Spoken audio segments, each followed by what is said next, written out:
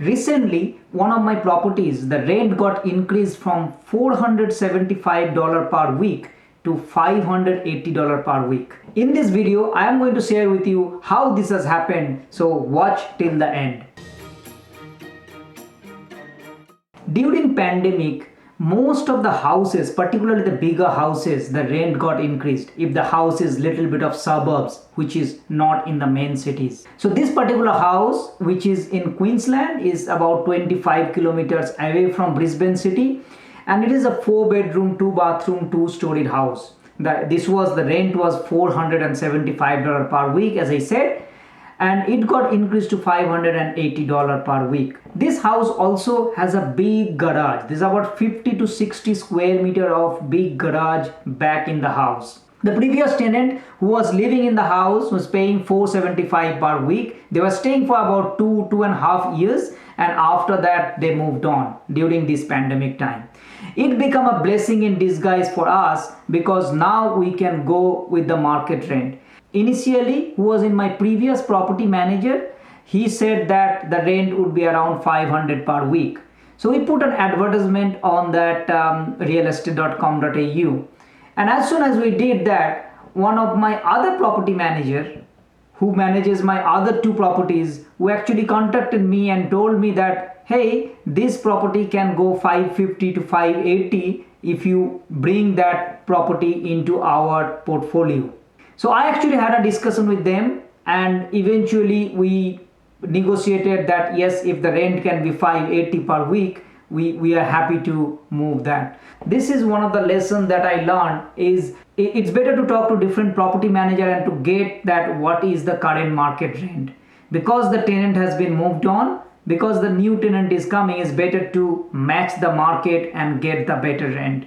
You would be surprised that some of your properties, maybe the rent that you are collecting is way less than the market rent, and if you just talk to multiple property manager and get that idea about what will be the current rent, and if particularly if the tenant is moving on, then it's an opportunity for you to do that. So that's exactly I did. So talking to multiple property managers and get the best rent is one of the best way to increase your rent. When the previous tenant moved, there are quite a few things that I had to fix, and it cost about $6,000 or $7,000. But what is more important point here is that you need to constantly add value to the property. The way the rent is going to go up if you constantly add value, and if you do something in the property that tenant sees that as an emotional point of view, because if they want to live in the house, they want to see that is their house, and the more stuff that you are going to provide is going to be helpful for them, and they are happy to pay a little bit more rent.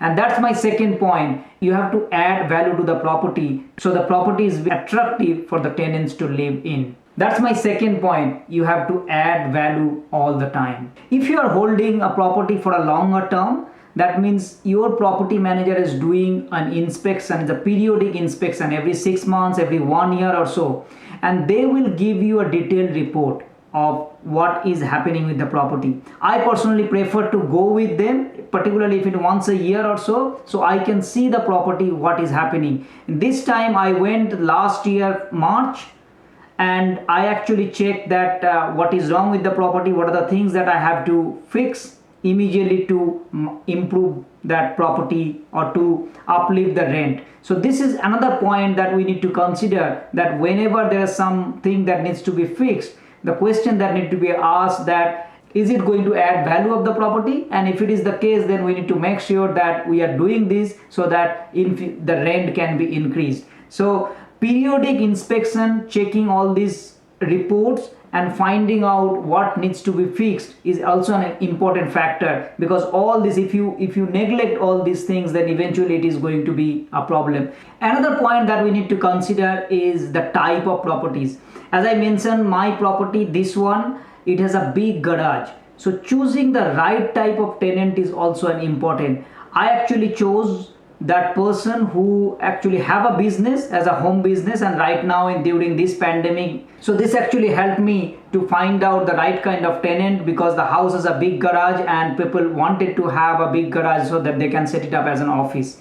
So choosing the right type of tenant is also an important, because the same house with a couple with only one kid might not work. In this case, a couple with 2 3 kids and they both of them are working, have some home business, is going to be perfect for them, and hence the rent that we are getting is a little bit higher. Remember, it is almost ethically not right to increase like 20 to 30% rent with your current tenant. In my circumstances, the tenant moved on, the new tenant came in, and I actually uplifted the rent.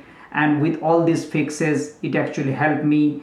Having a big garage at the back is also helped. So all these circumstances, everyone's circumstances is different, property is different, but choosing the right type of tenant, making sure that we are solving the problem, we are making sure that the person who wants the house, they need that right kind of house, and hence they're happy to pay a little bit or more. Hence that property rent gone up from 475 to 580. These are my tips. I believe that you got something out of it. If you really like this video, I want you to subscribe my channel, turn the notification bell on, and join the journey.